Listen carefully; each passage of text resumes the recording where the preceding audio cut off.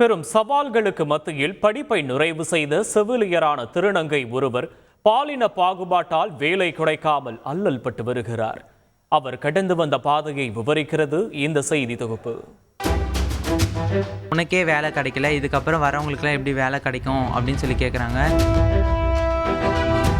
Collection பண்ணி பிச்சை எடுத்து இந்த மாதிரி அதில் வர காசை வச்சு தான் என்னோடய படிப்புக்கான செலவுகளையும் என்னோடய செலவுகளையும் வந்து நான் பார்த்துக்கிட்டேன்.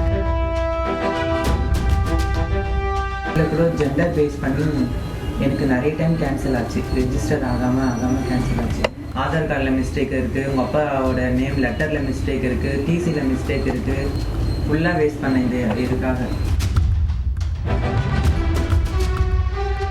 சமூகத்தின் சமநிலை தவறி பாலின பாகுபாட்டால் முடக்க நினைத்தவர்களுக்கு மத்தியில் கல்வி என்னும் பேராயுதத்தால் உயரத்தில் நிற்கிறார் வேலூர் வேலப்பாடைச் சேர்ந்த இந்த திருநங்கை மீரா. நான் வந்து 8 வருஷத்துக்கு முன்னாடி வீட்டை விட்டு போயிட்டேன். 12th முடிச்சுட்டு நான் திருநங்கையாக மாறிட்டேன். ஃபேமிலியில் அக்செப்டன்ஸ் கிடையாது. அதோடு நான் எங்கள் ஆளுங்க வீட்டில் தான் இருந்து அதுக்கப்புறம் படிக்கிறதுக்கு ஸ்டார்ட் பண்ணணும்னு சொல்லி படிக்க ஆரம்பித்தேன். ஸோ வந்து படிக்கிறதுக்கான ஸ்ட்ரகிள்ஸ்லாம் நிறையவே இருந்துச்சு. எப்படி படிக்கணும், என்ன பண்ணணுன்ற ப்ராசஸ்லாம் நிறைய போச்சு. அதுக்கப்புறமா படிக்க ஸ்டார்ட் பண்ணும்போது எனக்கு சட்டப்பூர்வமாக நிறையா வந்து எப்படி சொல்கிறது, சட்டப்பூர்வமானா கேஸ் போட்டு தான் நான் படித்தேன். படித்ததுக்கு என்னென்னா ஒரு விஷயத்துக்கும் போராடி தான் படித்தேன். கசட்டில் நேம் மாற்றுறதுலேருந்து எனக்கு அப்ளிகேஷன் கிடைக்கிற வரைக்கும் எல்லாத்துக்கும் போராடி தான் படித்தேன். தடைகளுக்கு மத்தியில் பல வழக்குகளை சந்தித்து டிப்ளமோ நர்சிங் முடித்த மீராவிற்கு அதன் பின் தான் பெரும் சவால் காத்திருந்தது.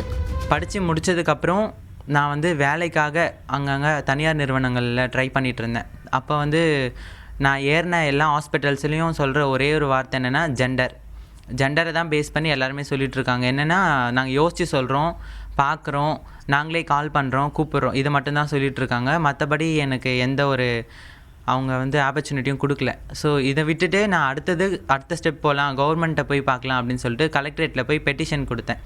ஒரு 6 டைம் மேலே பெட்டிஷன் கொடுத்தேன். கலெக்ட்ரேட்லேயும் எனக்கு எந்த ஆக்ஷனும் எடுக்கல, எந்த ஸ்டெப்பும் பண்ணலை. இதால் நான் ரொம்ப வெக்ஸ் ஆகிட்டேன். எல்லா தகுதியும் இருக்கும் தன்னை பாலின பாகுபாட்டை காட்டி வேலை வாய்ப்பு மறுக்கப்படுவதாக வேதனை தெரிவிக்கிறார் அவர். எனக்கு ஹெல்ப் பண்ணுறதுக்கெலாம் யாரும் முன் வரல.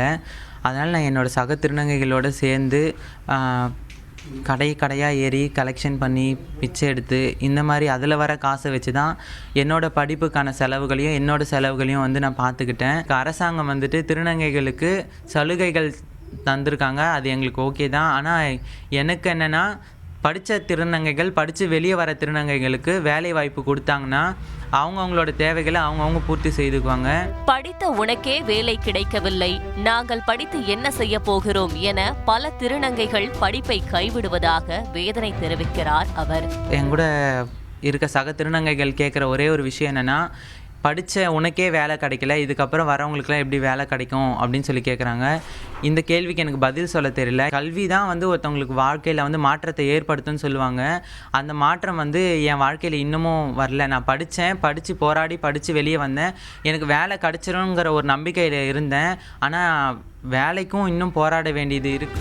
ஆனால் மீராவிற்கு அவரின் பெற்றோர் பக்கபலமாக நின்று உத்வேகம் கொடுக்கின்றனர்.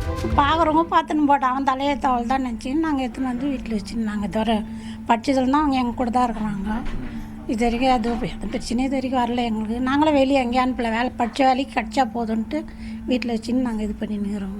என் பிள்ளைக்கு ஒரு வேலை கிடச்சா நல்லாயிருக்கும். எங்கள் குடும்பத்துக்கு எங்களுக்கு கொஞ்சம் கஷ்டம் தீரும். அவனுக்கு வேலை கிடச்சா அந்த கவர்மெண்ட் எதனா ஹெல்ப் பண்ணால் கொஞ்சம் நல்லாயிருக்கும். சாதாரண மனிதனே சக மனிதனின் அதிகாரத்திற்கும் பாகுபாட்டிற்கும் ஆளாகி சாதிக்க போராடி வரும் நிலையில் திருநங்கை மீராவின் நிலையை மேலும் விவரிக்க தேவையில்லை. நிச்சயம் மீராவின் கையில் இருக்கும் கல்வி எனும் பேராயுதம் அவருக்கு கை கொடுக்கும். அதே சமயம் இது போன்ற திருநங்கைகளின் விடியலுக்கு அரசாங்கமும் ஒரு தீர்வு காண வேண்டும் என்பது அனைவரின் விருப்பமும். செய்திகளை உடனுக்குடன் தெரிந்து கொள்ள உடனே சப்ஸ்கிரைப் பண்ணுங்க.